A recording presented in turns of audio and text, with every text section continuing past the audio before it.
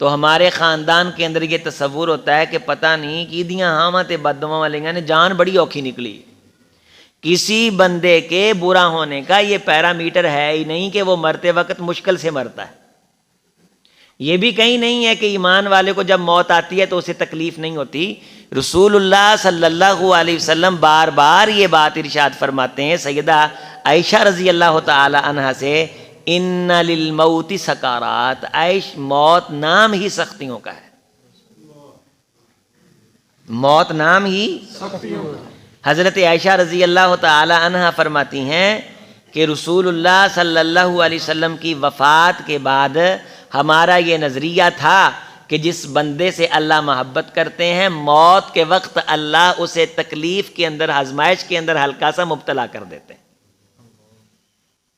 رسول رحمت علیہ الصلوۃ والسلام نے فرمایا کہ جب ایک بندہ جنت کے اندر ایک خاص اس کا مقام ہوتا ہے، اس مقام تک نہیں پہنچ سکتا کسی نیکی کی بنیاد پہ، تو اللہ اس بندے سے پیار کرتے ہیں، اللہ اس بندے کو اس مقام تک پہنچانا چاہتے ہیں، لیکن اس بندے نے نیکی نہیں کی ہوتی، کوئی نیکی اس درجے کی نیکی نہیں کی ہوتی، تو اللہ تعالیٰ اس بندے کو اس درجے اور مقام تک پہنچانے کے لیے کسی تکلیف کے اندر مبتلا کر دیتے ہیں.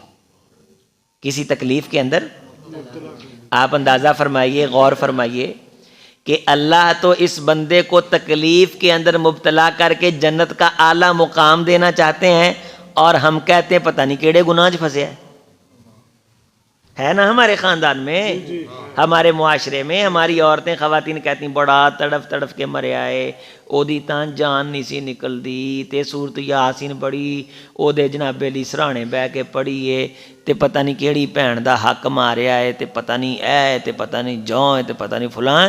یہ ساڈیاں بڑیاں اللہ کی ذات انتقامی کاروائی نہیں کرتی کہ اللہ کی ذات اپنا فیصلہ اتنی جلدی دنیا میں نافذ کر دے. وہ پکڑتی ہے، پوری پوری قوموں کو پکڑتی ہے، انفرادی طور پہ وہ بندوں کو کم پکڑتی ہے. آخر وقت آزمائش نبیوں پہ بھی آئی، آزمائش اللہ والوں پہ بھی آتی ہے. عمومی طور پہ آپ نے دیکھا ہوگا کہ غریب گھرانہ ہوتا ہے، ان بیچاروں نے کبھی یہ خواب بھی نہیں دیکھا کہ وہ لاہور کا چکر لگا لیں. گاؤں وغیرہ میں وہ رہنے والے ہوتے ہیں، ماں بھی بیمار، ابو بھی بیمار، خامد ملا کاروبار کوئی نہیں، بچے دو ہوئے نہیں وہ بھی بیمار، مکان کچا کھانے کے لیے ہے کچھ نہیں، نہ بجلی نہ گیس کی سہولت ہے. عام بندہ دیکھ کے کہتا ہے یار انہوں نے اللہ کا کیا بگاڑا. انہوں نے اللہ کا بگاڑا کچھ نہیں، اللہ ان کا سنوارنا چاہتا ہے آخرت میں. رسول رحمت علیہ السلام نے فرمایا کہ بعض لوگ جب جنت میں آئیں گے تو کسی دکھی کے دکھ کی وجہ سے اس کا جنت میں جب مقام دیکھیں گے تو خواہش کریں گے اللہ ہمیں دنیا میں بھیج، قطیت بالمقاریض، کاش ہمارے جسموں کو کینچیوں سے کاٹا جائے. ہمیں تو اب پتہ چلا ہے کہ جو دکھ کی زندگی گزار کے ان کو عظمت کتنی ملی. اللہ دکھ کے ذریعے سے اسے اتنی عزت عظمت دے گا کہ وقت کے بادشاہ اس کے قدموں میں بیٹھنے کی اللہ تعالیٰ سے توفیق مانگیں گے اور یہ خواہش کریں گے کہ ہم دنیا میں بھیجے جائیں اور ہم پہ ان سے زیادہ دکھ آئیں. اللہ دکھ دے کے بندے کو گناہوں سے پاک کرتا ہے. اللہ آزمائش کے اندر مبتلا کر کے جنت کے اندر درجہ بلند کرنا چاہتا ہے. ہم کہتے ہیں بڑا پھنسیا ہے، بہت کسوتا پھنسا ہے، صحیح پس رہا ہے. کسی پھنسے ہوئے کو دیکھ کے تالی مارنا کسی غیرت مند بندے کی نشانی نہیں ہے. جو کسی پھنسے ہوئے کو دیکھ کے تالی مارتا ہے نا، وہ ذہین بھی ہو سکتا ہے، فتین بھی ہو سکتا ہے، سائنسدان بھی ہو سکتا ہے، بہت بڑا ڈاکٹر طبیب بھی ہو سکتا ہے، سب کچھ ہو سکتا ہے، لیکن وہ بندہ غیرت مند نہیں ہو سکتا. دشمن مرے تے خوشی نہ کریے سجنا بھی تر جانا ہو. تو حضرت ایوب علیہ السلام کو اس حالت میں دیکھ کے دو نوجوان گزرے تے دیکھ کے کہنے لگے پتہ نہیں کیڑے گناہ چ پھنسے ہے. نعوذ باللہ. حضرت ایوب علیہ السلام کے کان میں جب یہ آواز پڑی تو رو پڑے، کہنے لگے اللہ اتنی دیر سے آزمائش ہے میں نے تیرا کبھی شکوہ نہیں کیا، لیکن اب یہ سمجھ رہے ہیں شاید تو نے مجھے کسی گناہ سے پکڑا ہے. سوال تیری ذات پہ بھی اٹھ رہا ہے،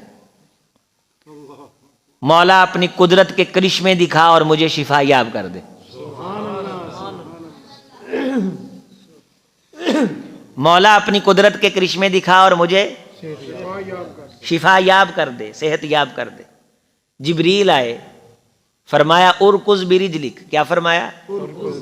ھذا مغتسل بارد و شراب۔ ایوب ذرا ایڑی کو حرکت تو دو اور اسے اٹھا کے زمین پہ مارو، دیکھو ایک ایسے پانی کا چشمہ جاری ہونے والا ہے جو پورے جسم کو ایک نئی شکل کے اندر تبدیل کر دے گا۔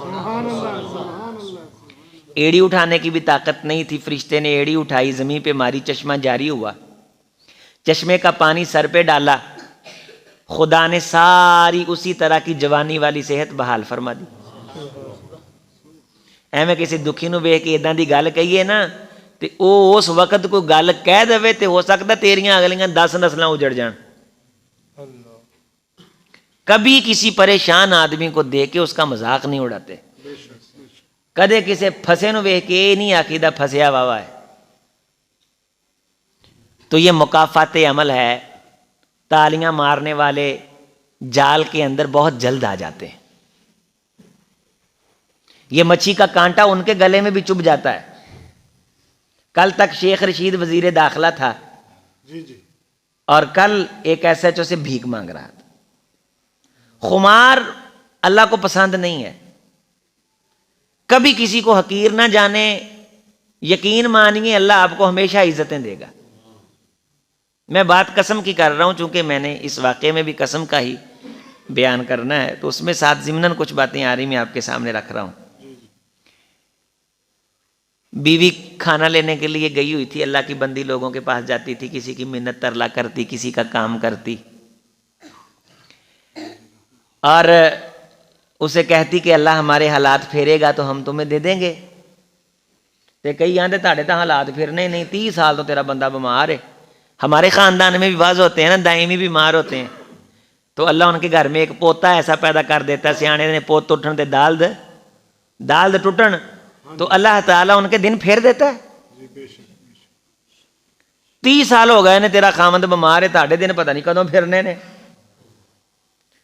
وہ پھر کسی اور سے کہتی کہ اللہ کے لیے آپ ہمارے ساتھ تعاون کریں، ہم آپ کا پیسہ، آپ کا دیا گیا غلہ آپ کو لوٹا دیں گے۔ روٹی لی، واپس آئی، دیکھا کہ وہاں ایک نوجوان بیٹھا ہوا ہے، شرماتی اور لجاتی ہوئی سائڈ پہ منہ کر کے کہتی ہے کہ اللہ کے بندے میرا خامند نہیں دیکھا؟ وہ میرا خامند میرے سر کی پگڑی اور میرے وقار کی علامت تھا اور میری عزت اور میرا تاج تھا۔ میں اس ہڈیوں کے بوٹ کو ٹوکری میں اٹھا کے سر پہ لیے پھرتی تھی، میری دنیا بھی وہ تھا اور میری آخرت بھی وہ تھا، کہیں اسے کو درندہ تو اٹھا کے نہیں لے گیا۔ اس کے بغیر تو میرے جینے کا کوئی فائدہ ہی نہیں۔ عزیزو ایسی بیوی مل جائے نا تو ککھوں کی کلی بھی جنت بن جاتی ہے، اور نہ شکری بیوی محل کے اندر بھی آ جائے تو انسان کو کانٹے چبھتے ہیں۔ اپنے ماحول کو لائی لگ بن کے دوزخ نہ بنائیں، ایک دوسرے کی تعریف کیا کرو۔ ہن ایوب علیہ السلام نہ کسی دور چ اتنا غصے ہوئے سن اس بیوی نال، تے غصے ہوئے سن تے غصے آ کے قسم چکی سی، کی آکھیا سی کہ میں صحت مند ہو گیا نا تے میں تینوں 100 کوڑا ماراں گا، تینوں 100 کوڑا ماراں گا۔ بعض دفعہ اسیں ایک قسم یا دین نو یا وعدے نو بنیاد بنا کے نا اگلے بندے دا کام خراب کر دینے ہیں، لیکن اللہ نے اتھے بھی سمجھایا ہے کہ دین نو بنیاد بنا کے اگلے بندے دا کام خراب نہیں کرنا، قسم نو بنیاد بنا کے بھی اگلے بندے دا کام خراب نہیں کرنا۔ اسی آنے صلح کر لو، نو میں قسم چک لی ہے۔ اب ایوب علیہ السلام کو صحت مل گئی، قسم اٹھائی تھی کہ کیا ماریں گے؟ 100 کوڑا۔ بیوی سائڈ تے کھڑی ہے تے اس انداز پوچھ رہی ہے کہ بتا تو صحیح کہیں آتے جاتے کوئی اٹھا کے تو نہیں لے گیا، کوئی عقاب آسمان سے اترا ہو؟ کہا نہیں، اللہ کی بندی ذرا واپس پلٹ، میں ایوب ہوں۔ سبحان اللہ، سبحان اللہ۔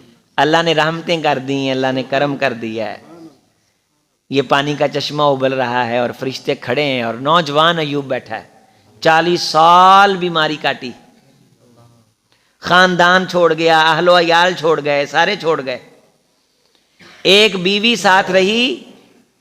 ایوب علیہ السلام پریشان نہیں ہوئے، ایک موقع پہ پریشان ہوئے جب دو نوجوانوں نے گزرتے ہوئے کہا پتہ نہیں کیڑے گناہ چ پھسیا ہے. یہ گل نہ کدے کسی نے آخیا جی کیڑے گناہ چ پھسیا ہے. نیکی دا زوم نہ سیانے آخیا گناہ کر کے شرمندگی ہو جائے نا, گل سنے غور نہ, گناہ کر کے شرمندگی ہو تے خدا دی قسم نیکی کر کے تکبر ہو جائے یہ نالوں چنگی ہے. نیکی کر کے تکبر ہوئے نا یہ نالوں یہ چیز چنگی ہے کہ گناہ کر کے شرمندگی ہو جائے. قیامت ال دن نیکیاں کر کے تکبر کرنے والے پھس جان گے, گناہ کر کے شرمندگیاں کرنے والے بچ جان گے. ایویں نیکی دا زوم تے تقوی تے اوراں پراں فسق و فجور دے تو پرمٹ نہ ونڈیا کر. ہن ایوب علیہ السلام نے قسم چکی تے اللہ تعالیٰ نے فرمایا اے ایوب علیہ السلام انا وجدناہ صابرا,